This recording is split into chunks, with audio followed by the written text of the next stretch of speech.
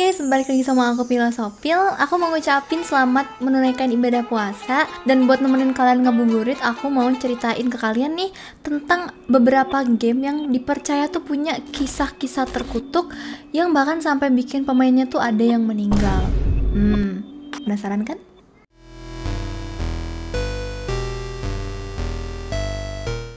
Game Polybius ini adalah salah satu game arcade yang lagi booming juga di tahun 1980, tepatnya di tahun 1981. Dan dia itu dibuat sama perusahaan Jerman yang namanya tuh Cinelotion. Nah, Polybius ini tuh tiba-tiba banget muncul di pinggiran kota Portland, Oregon di tahun 1981. Banyak banget yang ngabisin waktu berjam-jam buat mainin game ini. Yang padahal game ini tuh isinya cuman pola-pola geometrik acak gitu, yang gak jelas, gak tahu maksudnya apa. Terus kita tuh cuman kayak udah nontonin aja gitu guys. Gara-gara game ini tuh bener-bener viral dan booming pada saat itu ya kan. Banyak banget pemain yang rela ngabisin waktu berjam-jam buat mainin Polybius ini. Banyak juga dari mereka tuh yang ngeluh, tapi mereka tuh ngeluh sakit kepala, mual, muntah, bahkan sampai ada yang halusinasi setelah mainin game Polybius ini. Nah, pernah nih di satu waktu ada pegawai arcade yang dia tuh ngelihat ada satu orang laki-laki, dia tuh pakai baju serba hitam, dia tuh bakal datang setiap pagi buat ngotak-ngatik mesin game Polybius ini. Nah, setelah diotak-atik, dia tuh kayak ngejalanin serangkaian tes yang gak tahu itu tes apa gitu loh di mesinnya. Dan setelah kelar nih dia, si laki-laki itu langsung balik tanpa ngomong sepatah kata pun. Nah, setelah 1 bulan Polybius ini rilis, tiba-tiba Polybius ini tuh kayak hilang gitu aja, kayak ditarik dari peredaran, hilang, bener-bener hilang, gak ada jejaknya. Para penggemar game arcade tuh bertanya-tanya, ini game kemana?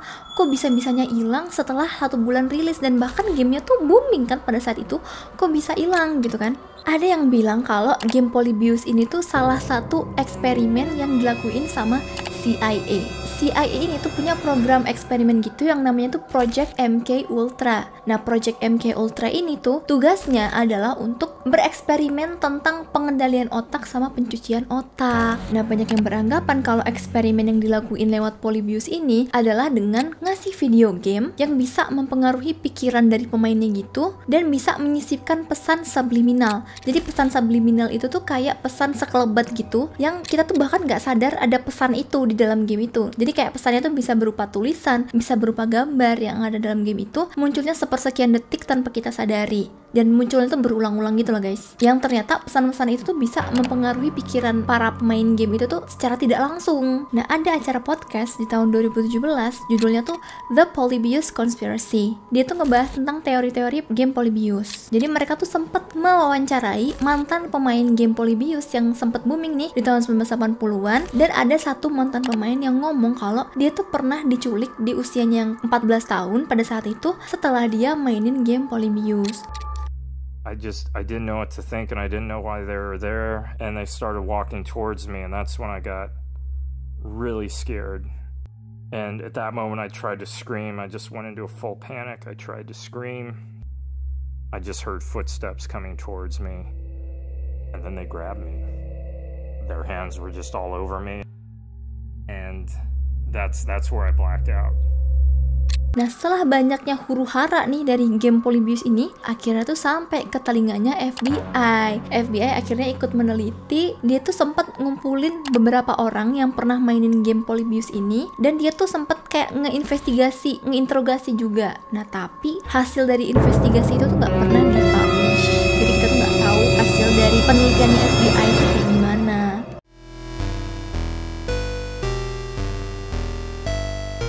Jadi dia tuh buatan Rusia, dirilis tahun 1989 sama perusahaan Carvina namanya. Jadi di game ini tuh kita tuh bakal dikasih 2 pilihan guys. Kita tuh mau milih main sebagai Porto, gadis kecil yang dia tuh punya kemampuan berubah bentuk buat menjelajahi tambang, atau sebagai Gas. Dia tuh kayak iblis kuat, gak terlihat, dan dia tuh temennya si Porto. Pada saat itu, kebanyakan tuh pemain tuh milihnya main sebagai Porto karena dinilai lebih gampang ya kan, karena si Porto ini punya kekuatan, punya kemampuan buat merubah merubah bentuk ya kan. Nah kalau untuk alur dari gamenya sendiri tuh kita tuh cuman disuruh ngalahin iblis yang mau ngehancurin tambang. Nah tapi setelah orang-orang tuh namatin gamenya, setelah gamenya tuh udah ending ya kan, gamenya itu bakal ngehapus dirinya sendiri tanpa jejak, dan kita tuh nggak akan bisa download game itu lagi, ngeinstall game itu lagi, ngeulang game itu lagi, bener-bener nggak bisa, kecuali kita tuh beli kopiannya lagi guys. Jadi kita emang harus beli kopiannya lagi nih kalau mau mainin lagi ya kan. Tapi masalahnya si perusahaan Carvina ini cuman ngeluarin 5.000 kopian game Kill Switch doang. Jadi kalau misalnya kita nggak sempat beli kopian yang kedua, kita nggak akan bisa mainin game Kill Switch itu buat selama-lamanya, dan kita juga nggak akan tahu cerita lain di karakter yang lain. Jadi kita cuman tahu cerita dari karakter yang kita pilih doang guys. Akhirnya perusahaan Carvina tuh angkat bicara lah buat ngejawab pertanyaan para pemainnya ya kan. Nah perusahaan Carvina ini bilang kalau emang game Kill Switch ini tuh ada buat ngasih pengalaman unik yang mirip sama realita kehidupan, yang sama-sama gak bisa diulang, sama gak bisa dikembaliin. Nah Carvina juga bilang kalau kematian tuh final dan tuntas. Nasib kedua karakter yaitu si Porto sama si Gas tuh gak ada yang tahu, sama seperti halnya nasib semua orang. Di tahun 2005 ada salah seorang gamers namanya tuh Yamamoto Ruichi asal Tokyo, yang dia tuh ngebeli kopian terakhir dari Kill Switch seharga $733.000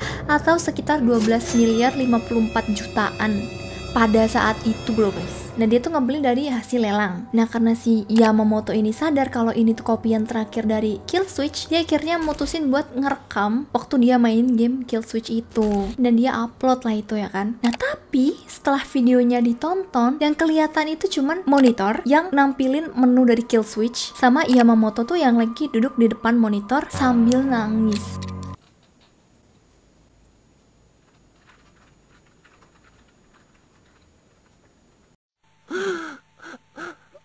Berjam-jam dia mainin Kill Switch, yang kelihatan cuman gitu doang guys. Jadi dia duduk, tatapannya kosong di depan monitor, dia nangis. Berarti secara nggak langsung dia tuh berhalusinasi ya kan.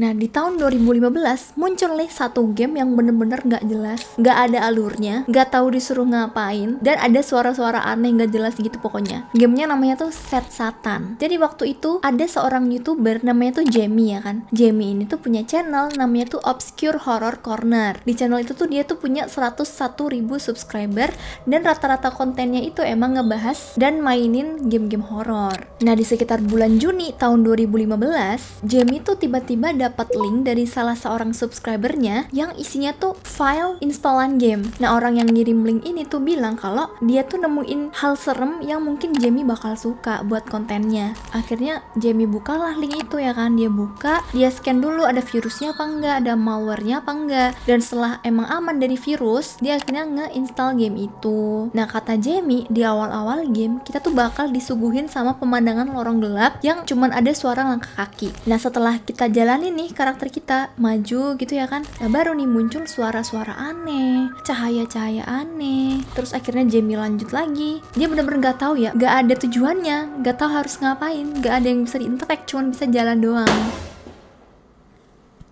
Kaget gue, maaf guys. Nah akhirnya si Jamie mulai jalan. Nah mulai tuh lorongnya tuh berubah, suara-suaranya makin kencang, kayak gitu-gitu guys. Nah banyak banget orang yang bilang kalau Set Satan ini tuh asalnya tuh dari deep web. Kalau kalian belum tahu deep web itu apa, deep web itu tuh kayak bagian terdalam dari internet yang nggak semua orang bisa akses gitu loh guys. Kalau salah-salah akses malah kita yang jadi kenapa-napa, malah kita bisa dilacak gitu loh. Nah ada nih satu orang yang dia tuh ngaku kalau dia tuh yang ngirim link file game Set Satan itu tuh ke Jamie, tapi dia tuh nggak mau dikasih tahu namanya, jadi kita sebut aja Anonymous ya kan. Si Anonymous ini bilang kalau dia tuh nemuin game ini tuh dari deep web. Awalnya dia tuh sempet heran kok ada orang yang ngirimin game di deep web, padahal di deep web itu tuh jarang banget orang yang ngepost tentang game. Rata-rata tuh tentang kayak barang-barang ilegal, video ilegal gitu-gitu loh guys. Nah ternyata setelah dilihat dari postingan Set Satan itu tuh ada inisial yang namanya tuh ZK. Jadi akhirnya bisa disimpulin kalau ternyata si ZK ini tuh adalah pembuat game game Set Satan itu. Akhirnya si Anonymous ini makin penasaran ya kan, dia stalking lah itu profilnya si ZK. Tapi yang ditemuin tuh malah kayak rata-rata postingannya si ZK itu tuh berbau satanisme sama banyak komen-komenan aneh yang gak bisa dijelasin gitu loh guys. Nah Jamie itu juga sempet bilang selain isinya game di link tadi, ada juga satu file yang dia tuh bakal muncul setiap kali si Jamie tuh mainin game itu, dan isinya tuh kayak notepad gitu yang cuman angka, isinya tuh cuman angka, simbol gak jelas gitu yang bener-bener gak bisa dipahami guys. Setelah Jamie ngeliat itu tuh, akhirnya dia memutuskan buat ngehapus si game Set Satan tadi.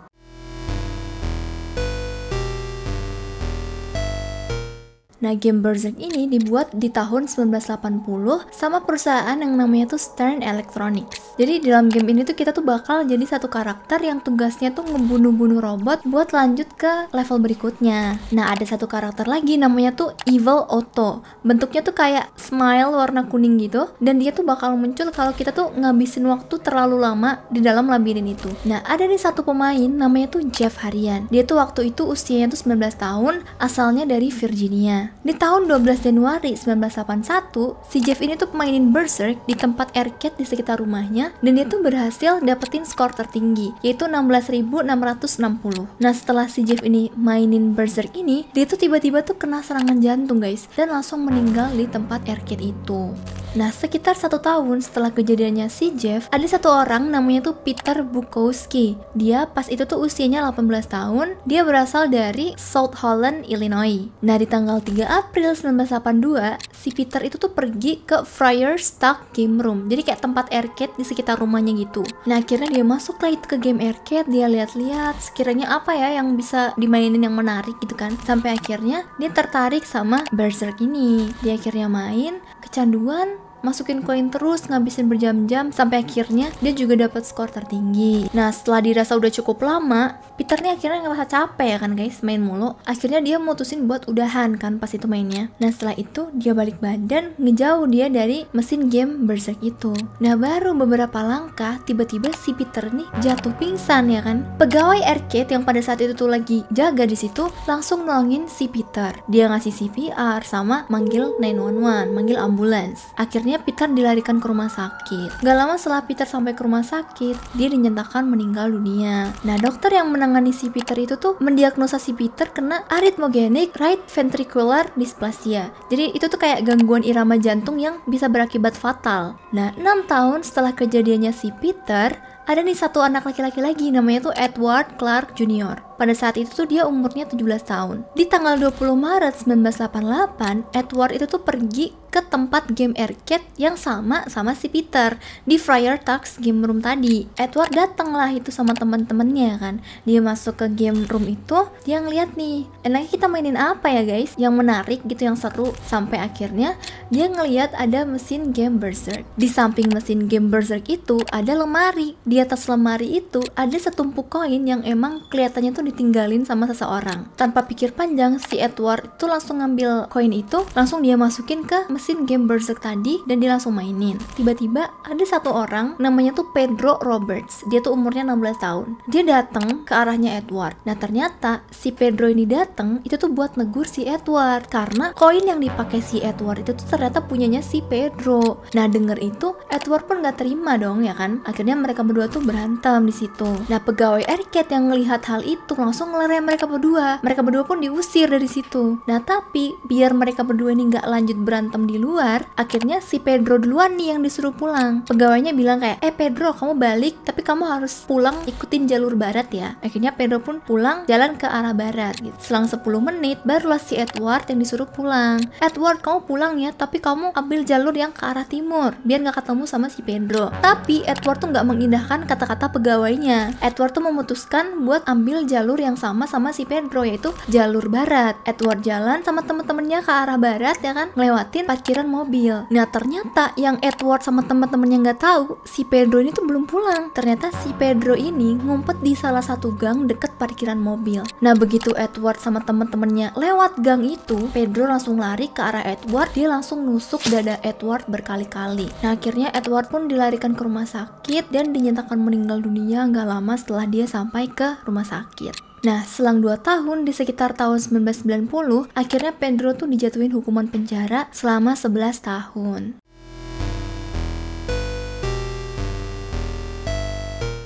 Yang terakhir ada game Pokemon Red and Green. Pokemon Red and Green ini tuh dirilis tahun 1996 di Jepang, dan kemudian gak lama setelah itu dirilis di Amerika Utara, tapi namanya diganti jadi Pokemon Red and Blue. Nah, di kedua game ini pemain tuh bakal ngunjungin sebuah tempat yang namanya tuh Lavender Town. Lavender Town sendiri tuh kayak desa kecil gitu, tempat kuburan para Pokemon. Nah, yang jadi masalah adalah musik dari Lavender Town ini tuh banyak dikeluhin orang karena tuh serem.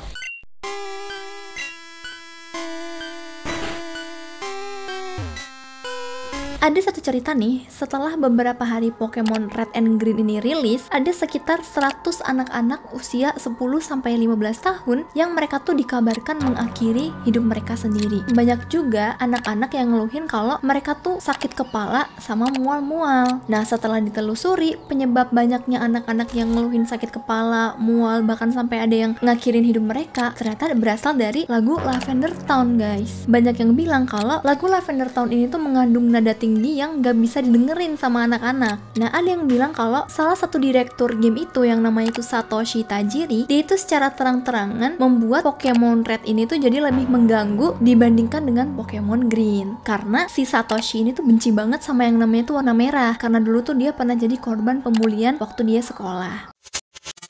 Nah, itu tadi guys beberapa pembahasan tentang game-game yang pernah ada dan dipercaya tuh punya cerita terkutuk di baliknya. Nah, buat kalian juga nih yang emang suka lama banget main gamenya depan PC atau depan HP, kalian mulai sekarang harus jaga kesehatan, jaga pola makan, pola tidur, biar kalian tuh gak sakit gara-gara kalian tuh terlalu lama main gamenya. Oke? Nah, makasih buat kalian yang udah nonton video ini. Kita bakal ketemu di video selanjutnya. Bye-bye.